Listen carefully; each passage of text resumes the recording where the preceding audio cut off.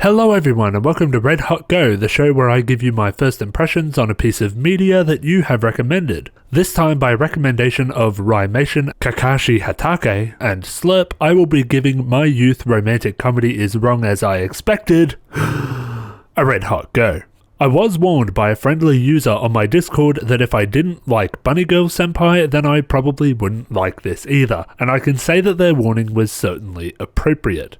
The main character, Hachiman, is about as bland and boring as the two previous protagonists that I have covered on this show. While he seems to take a more anarchistic approach to life and his dialogue can be sprinkled with moments of emotion, more often than not, he acts as though he doesn't care about what's happening around him, and this results in a monotone voice that just sounds like he can't give a stuff. The other core character, Yukino, is no better, delivering most of her dialogue in a monotone voice as well. Any scene where these two were alone and talking among themselves was dreadful. In many instances, I was begging for them to stop talking and to let the scene end. And saying that about two of the three core characters is a huge problem. This is another show that I likely would have dropped after a single episode if the format of Red Hot Go didn't dictate that I watch the first three. However, this time I'm glad I stuck around.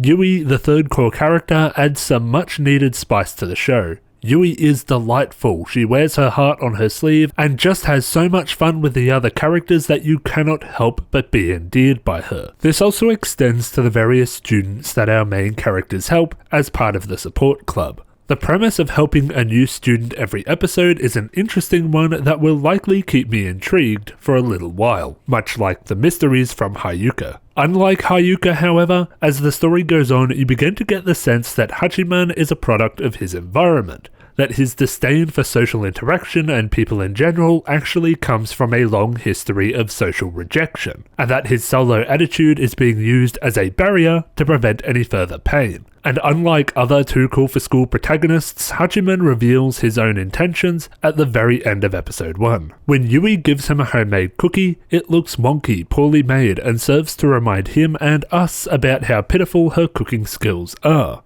But he scarfs it down like he hasn't eaten in years. Because, in a way, he hasn't. The cookie represents a social interaction, a shared experience, a small bond with another human being. As much as he rejects society, wishes he were a bear, or wants to burn the school down, deep down, he is desperately craving social interaction so much that he devours the first gesture of goodwill that he receives. So while any scene featuring only the two main characters can be downright painful to watch, any scene containing Yui or another classmate is serviceable. The humour isn't laugh out loud, but it isn't cringeworthy either. The different student every episode premise may just be enough to keep me watching for now. But yet again, this is a risky show that I will have to classify as a to be determined. If the show relies less on dialogue scenes between the two main characters, then I can maybe see myself finishing this one. But if the interactions between other classmates becomes uninteresting,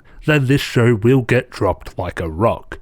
And that is it for this episode of Red Hot Go. I would like to thank my patrons, Orion Trayan, Quincy Chamberlain, Jaman5, Lars Espen, Shark, and Data52. If there is an anime, TV show, cartoon, movie, video game that you would like me to give a Red Hot Go to, suggest it in the comments and I'll add it to the list. Thank you all very much for watching and I will see you next time.